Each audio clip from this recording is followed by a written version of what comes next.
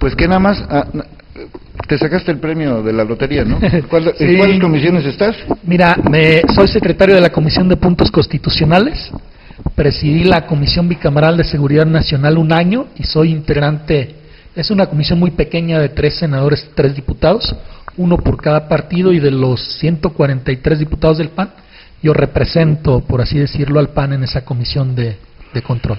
Pues nada más, ¿no? Nada más, sí, son los temas difíciles de la legislatura. Bueno, yo decía al principio que, pues, no sé cómo interpretar todo esto que dijo el secretario de la Defensa Nacional. Se me hace, yo no tengo memoria de un secretario tan abierto, por lo menos eso en mi primera percepción. No sé qué opinas tú de eso. Sí, mira, yo creo que hay unas cosas que están cambiando y que debemos nosotros modificar las instituciones para enfrentarlas. Una de esas cosas es que el concepto y la noción de seguridad nacional ya no está atada meramente a cuestiones militares de defensa. ¿Qué quiero decir con esto? Que hace 20, 25 años estaba predominando el concepto de seguridad nacional muy relacionado con amenazas del exterior, de que si van a invadir el territorio, de que si alguien nos va a atacar, sobre todo por la Guerra Fría. Pero cuando cambia el escenario de la Guerra Fría, empiezan a existir otra serie de fenómenos como el terrorismo transnacional, como el crimen organizado, que en un mundo globalizado agarra fuerza industrial. La guerrilla también es la guerrilla, y entonces las cuestiones de defensa, de que va a venir un enemigo a invadir y a pisar el territorio, ya no son tales. Ya no solo México, sino otros países están redefiniendo el concepto y noción de seguridad nacional, porque hay amenazas internas de un país a la seguridad interior, sí, que matan más gente que una guerra, ¿no? Claro. Sí, o sea, no somos Israel para suponer que en algún momento dado te va a atacar alguien. Claro. Y aquí, pues a lo mejor el concepto era muy diferente el siglo XIX al siglo XX y muy diferente al siglo XXI, ¿no? Incluso Israel, que tenía un esquema muy militar de la seguridad nacional, ahora con las últimas guerras de la Intifada, donde ya había personas que se ponían bombas en el cuerpo y se explotaban, tuvo que hacer una serie de modificaciones también e incorporar el tema de seguridad interior. Sí, ahora, cuando hablamos de seguridad interior, uno normalmente, y pues esto, ahora sí que pasamos la vida suponiendo, pensando, o nos vendieron la idea, no sé, de que los narcos se mataban entre ellos, los guerrilleros se mataban entre ellos, porque, por ejemplo, yo me acuerdo que siempre hubo secuestros, ¿no? Te acordarás de estos secuestros de grandes industriales y de todo ese tipo de cosas. Algunos movimientos de guerrillas que eran así focos rojos en diversos lugares del país, inclusive recientemente, pues hasta lo del movimiento zapatista, pero como que nosotros ciudadanos lo veíamos así como, pues ahí están, ¿no? Y del narco, pues ha habido narcos, pues quizás desde consecuencias, pues no sé, por lo menos desde la guerra de Vietnam, creció el narcotráfico en México como surtidor de drogas porque la guerra de Vietnam, pues esencialmente sirvió para darle droga a miles y miles de estadounidenses. Pero ese concepto también ya cambió, ¿no? Cambió la amenaza, se transformó la amenaza. Antes existía, aquí hay 2 elementos clave para entender la noción de seguridad nacional: la amenaza que tienes enfrente y el poder nacional para enfrentar esa amenaza. Cuando existía una criminalidad del orden común, por así decirlo, pues existía una policía, un ministerio público que le hacía frente. Pero cuando la amenaza del crimen organizado empieza a adquirir un poder de carácter industrial, y no puede ser menor, porque al lado de Estados Unidos, que es uno de los mercados de la droga más importantes del mundo, donde están en juego cerca de 70,000 millones de dólares al año, pues evidentemente quien surte ese mercado, quien está ahorita surtiendo ese mercado, son básicamente los mexicanos, en un 70% según un reporte de inteligencia norteamericana, ¿no?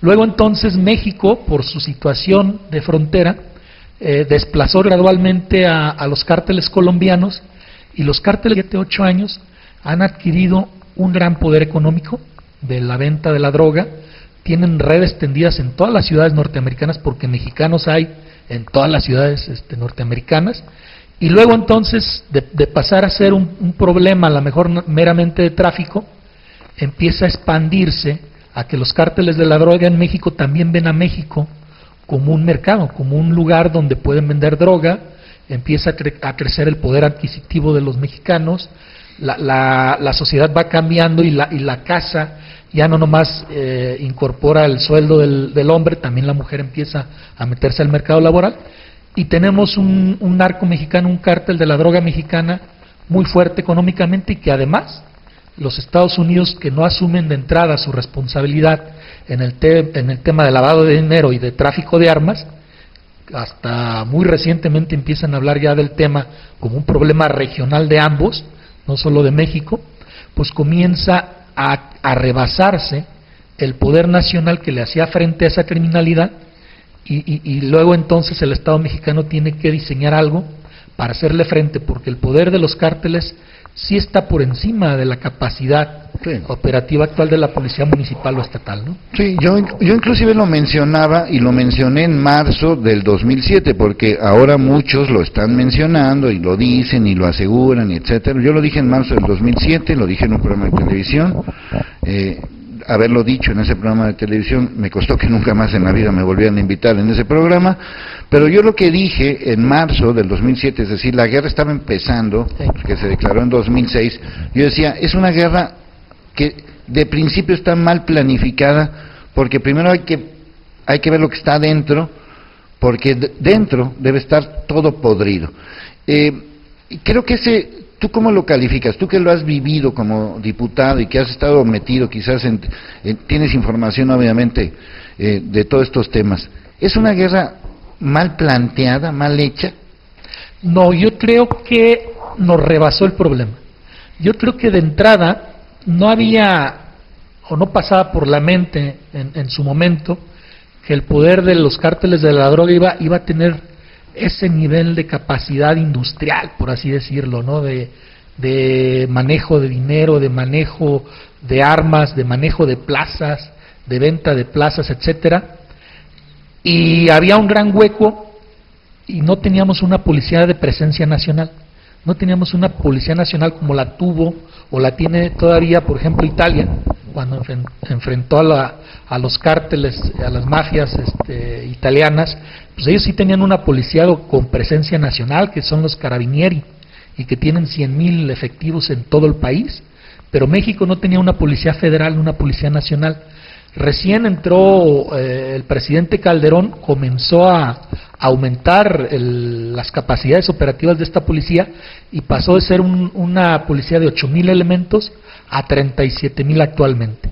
Pero mientras tanto, se tuvo que disponer del ejército para que coadyudara con toda la forma operativa civil, por así decirlo, con la seguridad civil, que fuera también el ejército a coadyudar, y es cuando empieza a cuestionarse por qué se hace uso del ejército para cuestiones que no le competen, porque el ejército está diseñado en un momento dado para la defensa de la nación, para enfrentarse a otro soldado, para incluso profesionalmente para matar, ¿no? Porque si los mexicanos dijéramos, oye, pues tenemos un ejército que no va a repeler una amenaza del exterior y no tiene esa capacidad, pues deberíamos de estar preocupados.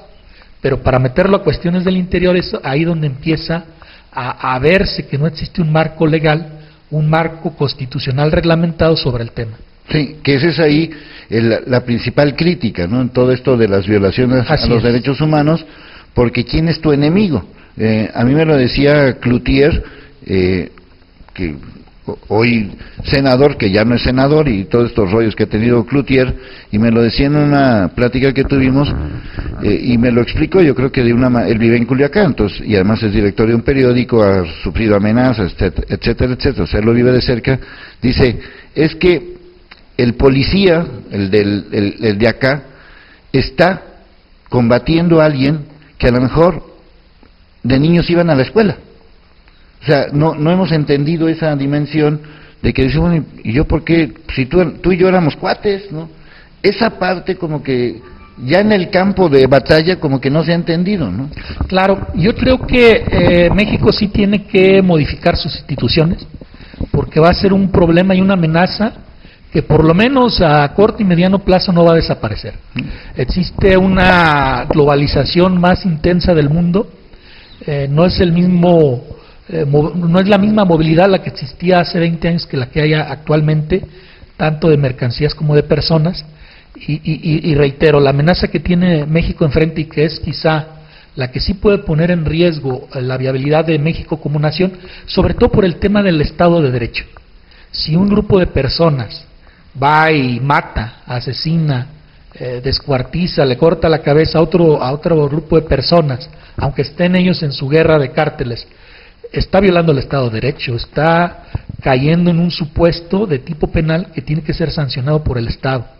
La gran pregunta es ¿qué tenemos que hacer para que el Estado tenga la capacidad de investigación y pueda meter a la cárcel a estas personas? Esa es lo que está ahorita en el tema nacional, en el debate nacional, cuál es la mejor forma.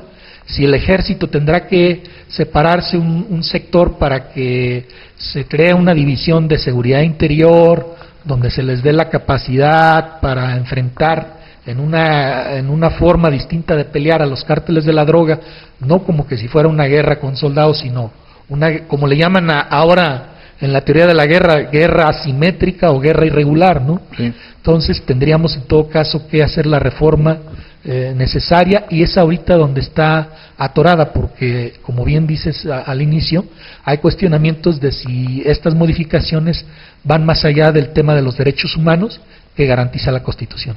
Sí, porque además se corre el peligro de la ejecución, de que ya cualquier cosa y te conviertes automáticamente en enemigo de la nación o en sospechoso, ¿no? O sea, claro, cualquier cosa pudiera interpretarse como... Claro. Aunque déjame decirte algo realmente a favor del ejército, y lo quiero decir, si hay algunas acusaciones en materia de derechos humanos, créeme que no son sistemáticas.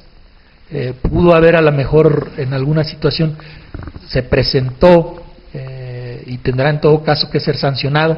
Lo importante es eso, ¿no? Que primero, no es una cuestión sistemática del ejército. Si se dio de manera aislada. Segundo, si se dio, tiene que ser en todo caso castigada.